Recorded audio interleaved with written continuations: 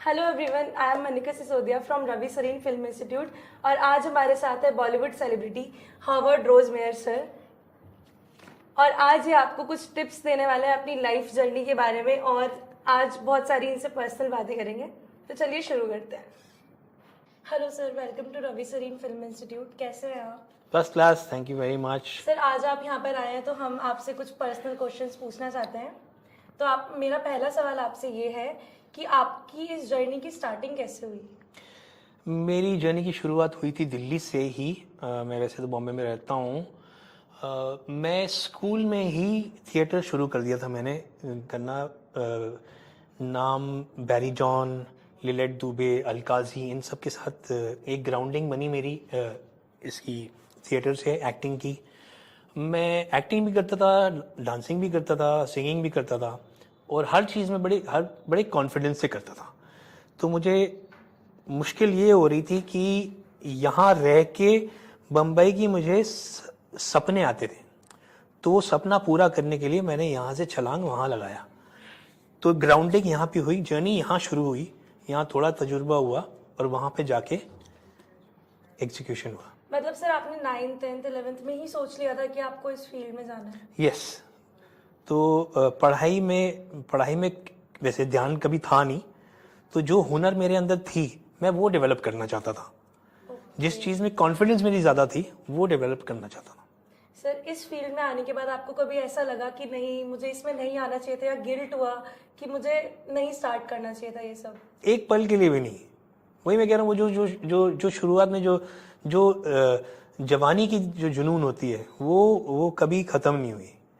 तो वो लेके अगर आप आगे बढ़ो, वो आपका सबसे बड़ा साथी होता है।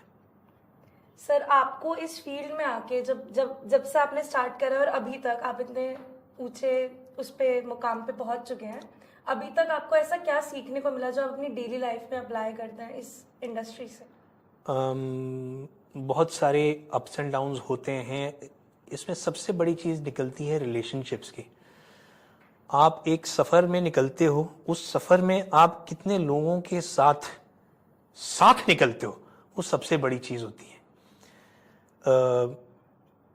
अप्स एंड डाउन्स ये हुए हैं कि कुछ लोग मैंने पाए हैं, कुछ खोए हैं, लेकिन जो पाए हैं वो पाए हैं, लेकिन जिनको खोए हैं उन पे मुझे ज़्यादा दुख होता है। मुझे लगता है कि वापस इस जर्नी में जाके एक बार ना वो चीज़ें करूं जिससे ये लोग भी वापस जुड़ जाएं।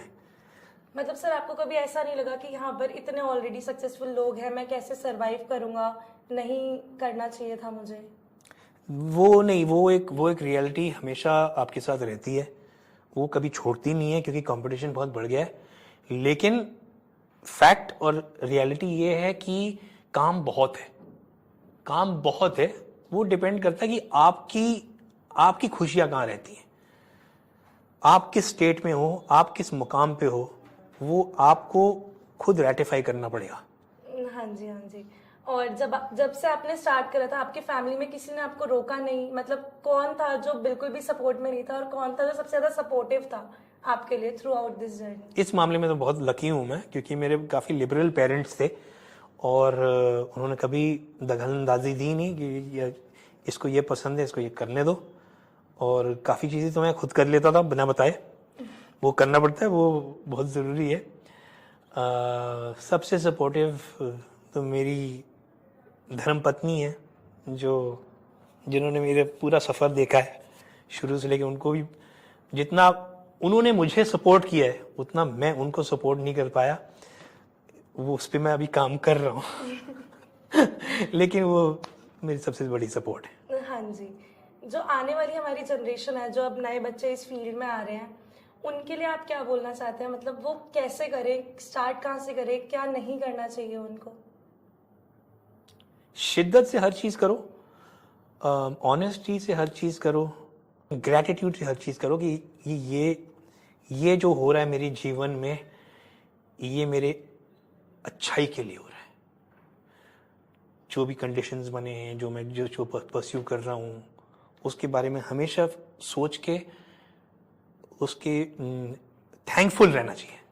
थैंकफुल थैंकफुल रहना चाहिए। पर सर कई बार ऐसा भी होता है कि इंसान पॉजिटिव रह ही नहीं पाता, सिचुएशंस बहुत ही ज्यादा खराब हो जाती unfortunately you are right. I mean ये आज की दुनिया ज़्यादा ऐसी ही है। सोशल मीडिया आपको डिप्रेस कर देती है, न्यूज़ आपको डिप्रेस कर देती है, आपकी खुद की लाइफ स्टेट आपको डिप्रेस कर देती है। इसी में मैंने अभी स्टूडेंट्स को भी यही बोला कि एक बार अपने आप का की स्थिति देख के बाहर रोड पे घूमो, आपको पता चलेगा कि अच्छा और बुरा क्या है। एक विकलांग होगा, एक बिना पैर का आदमी होगा, एक गरीब बच्चा होगा, एक भिखारी होगा, एक पियक्कड़ होगा जो सो गया रोड पे। तो और कुछ ऐसा पुण्य का काम करो, दिन में ऐसा एक काम करो जो किसी और को खुशी मिले, तो आपको उसमें बहुत खुशी मिलती है। हाँ जी सर। अब सर जैसे आप इस इंडस्ट्री में हैं, आपके इतने सारे फ्रेंड्स हैं, और अब आपको कैसे पता चलेगा कि आपके लिए ये जो ना ठीक है, ये जो ना ठीक नहीं है, इससे इतना डिस्टेंस रखना चाहिए। बहुत से लोग ऐसे हैं जो आपको फिर नीचे करने की कोशिश करते हैं, आपको पता भी नहीं चलता आपके फ्रेंड्स होते हैं। हाँ, मतलब ये जर्नी आप बोल रही, तो मैं तो ये सब पार कर चुका हूँ। अब मैं उस स्टेज पे पहुंच गया हूँ जहाँ पे मुझे मालूम कि ये सही है, ये नहीं है। तो इस एक ऐसी दुनिया में क्रिएट कर देता हूँ जिसके बीच में मैं काम करता हूँ।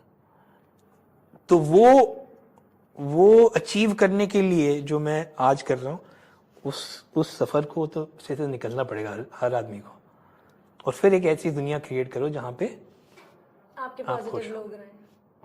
ओके, ठीक है सर, बहुत अच्छा लगा आपसे बात करके। आपको आज रवि सरीन फिल्म इंस्टीट्यूट में आके कैसा लगा? हमारे स्टूडेंट, स्टाफ, हमारे लोग कैसे लगे? It's a matter of honour every time.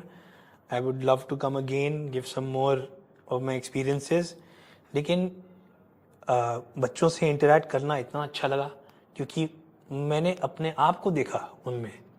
जब शुरुआत मेरी हो रही थी और जो अनप्रिडिक्टेबिलिटी थी और जो कंफ्यूजन था माइंड में, होगा नहीं होगा, वो इनमें मैंने देखा। और मुझे मालूम है कि ये आगे जाके स्टार्स बनेंगे अपने खुद के राइट में। Let's hope for the best for them. But बहुत मज़ा आया, बहुत अच्छा लगा मुझे आके। Thank you so much sir, बस इतना ही जानना था आपसे। थैंक यू RSFI में आने के लिए, अपना कीमती वक्त देने के लिए। Thank you so much. Thank you very much.